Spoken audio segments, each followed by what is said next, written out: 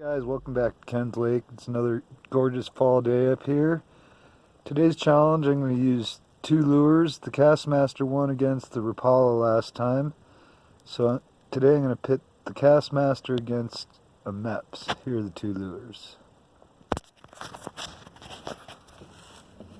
Kastmaster and the Mepps. I'm going to paddle out, drop my lines, start trolling around the lake and see what we get. Okay, the lines are setting out.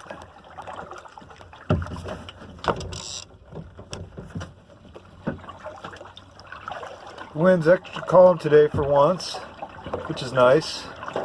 Makes the paddling pretty effortless.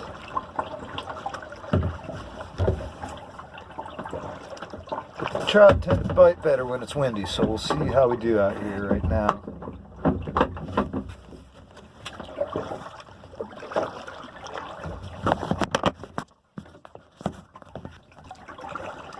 It's about 52 degrees air temperature. The water's getting cold. Oh, I'd say the water's probably only about 55, 60 degrees about now. Nice and clear.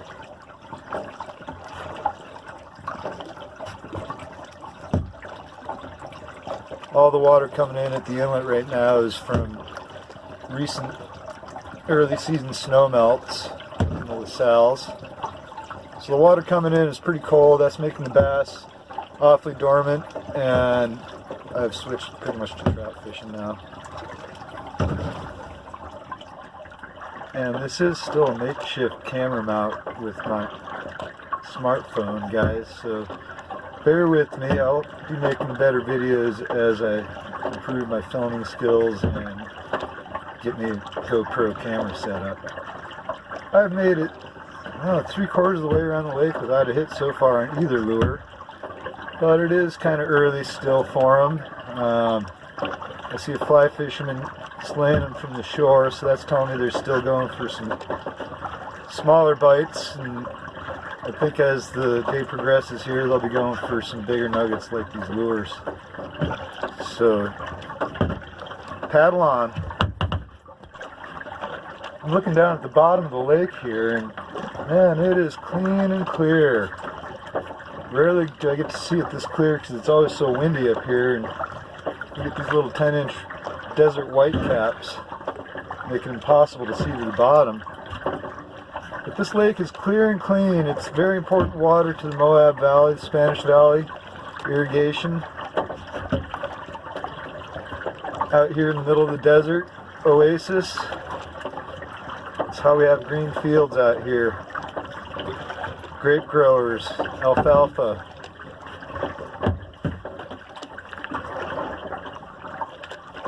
Hay.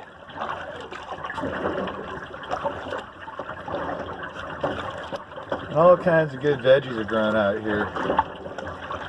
Constantly monitor the salinity of the water out here. Creates a really good habitat for lots of freshwater fish. We have bass in here, bluegill, sunfish, green sunfish that is, catfish, and that's about all the species I know of. Stocked regularly with trout. The bass just keep breeding strong.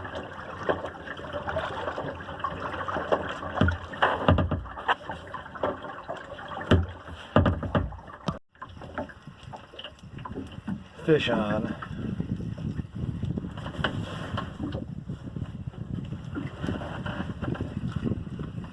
I think he's pretty decent sized.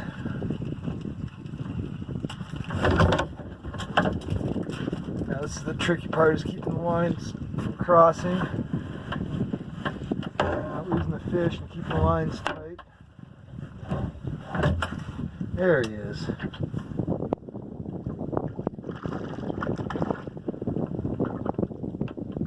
Number 2 for the Kastmaster.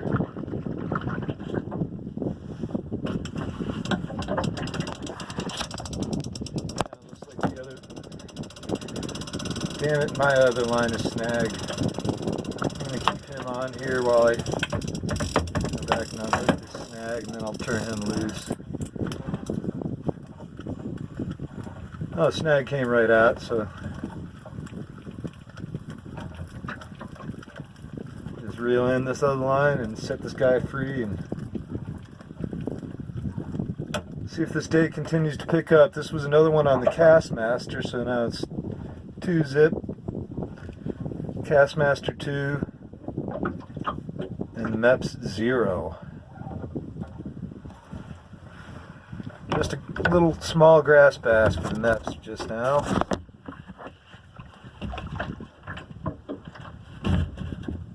Oh, about a 10-incher. But these little 10-inchers are strong. They just stocked them in here a couple months ago, and they were fat and healthy coming out of the fishery. Or the hatchery, excuse me, that is. Out of the hatchery and into the fishery.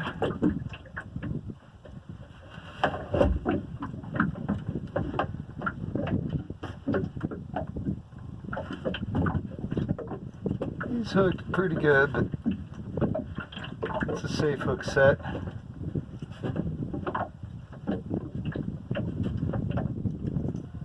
Jiggle him loose.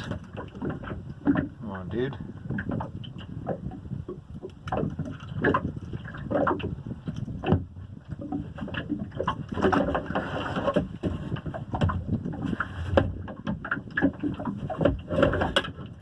This guy doesn't want to go back. There he goes.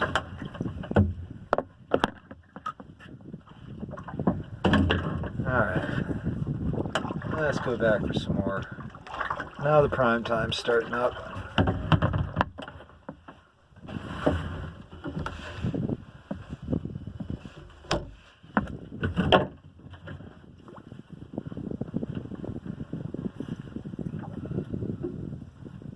So far this Castmaster's been doing pretty well in the one-on-one lure challenges I've been doing.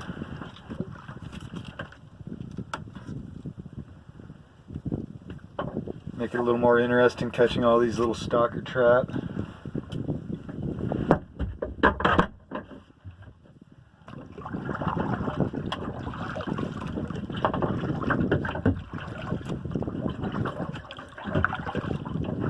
Yeah, these tenacious little guys, they've been biting on crankbaits and Rapalas and all kinds of big stuff.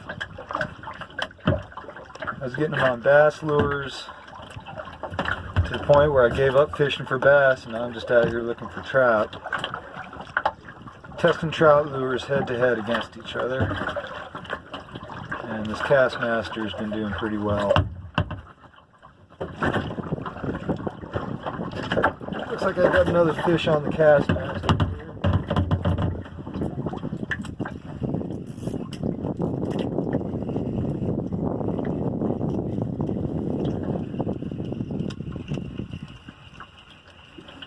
This lure is just slaughtering him. Oh, he's a nice one. Nice rainbow. Let's see if I can get a look at him in case it flops off so I don't have to touch him. Oh, he's probably a good pound. Tempted to eat him. Awfully tempted to eat him. I think because this is a fishing video, I'm going to let him go for you guys.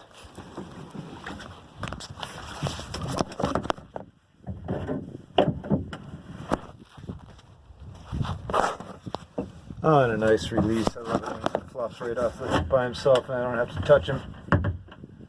He would have been a tasty one. These stalkers have some good young meat on them, and they're fat and delicious. Bag limit's 4 out here.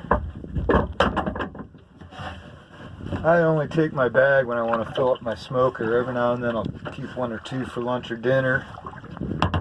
But mostly I let them all go. I probably keep about 5–10% of the fish I catch out here. Down in the Keys, that might be a different story where they're more abundant. Save some in the freezer at Mom and Dad's house. But up here, we like to conserve our fish and only take what we need for the moment. A lot of people I don't know don't eat any of the fish they catch, but they'll sure go to the store and buy some. I don't quite get that. After a full day of fishing, they'll go buy some transported store-bought fish that who knows where it came from. I don't quite get that either. But I Wayne Philosophical, back to trying to catch some more fish here.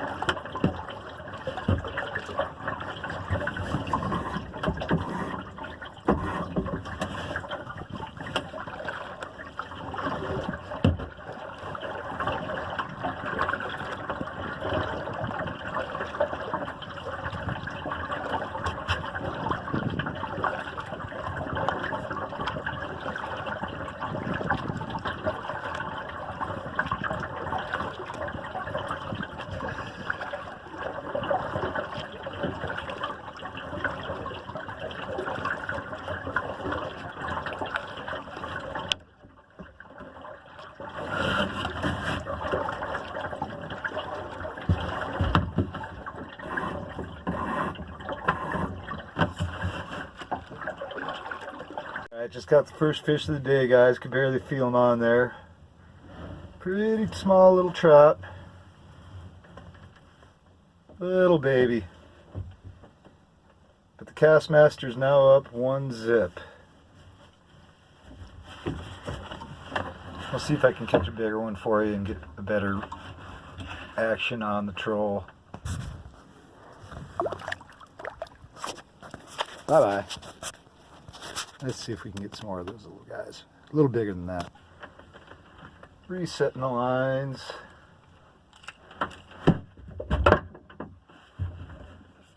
And I guess I'll paddle back in that same direction. See if I can get one of his bigger brothers.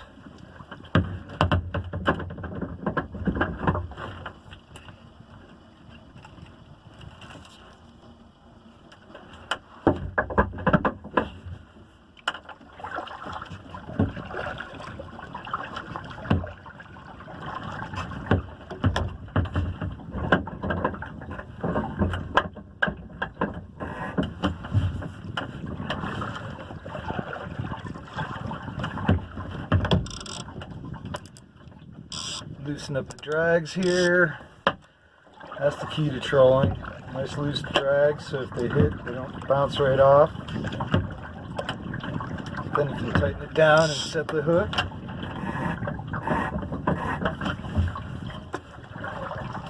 Gradually let the line out so they're not crossing each other.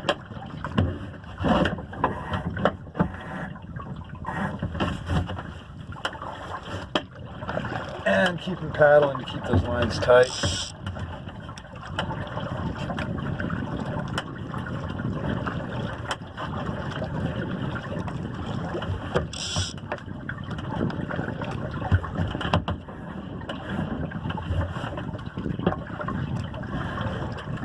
The other key is when you got a fish on, you got to start reeling fast, because that drift is going to be different rates on the momentum of the fish in the boat.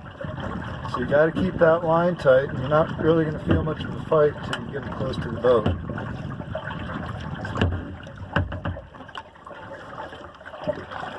Okay, paddling back across that same plane. Maybe I can even get 2 on at once for you. That's when it really gets exciting. Landing 2 on trolling rigs simultaneously, keeping both lines straight. That always gets my heart going. So all this is just endurance and practice and training for a real deal trip. Finale of the season in a couple weeks down to the Florida Keys, where hopefully I'll have some more kayak adventures for you guys to see in a better format. This is all just practice and training for that. Sometimes I'll paddle out here for 6-8 hours and only stopping when I have a fish or a snag on.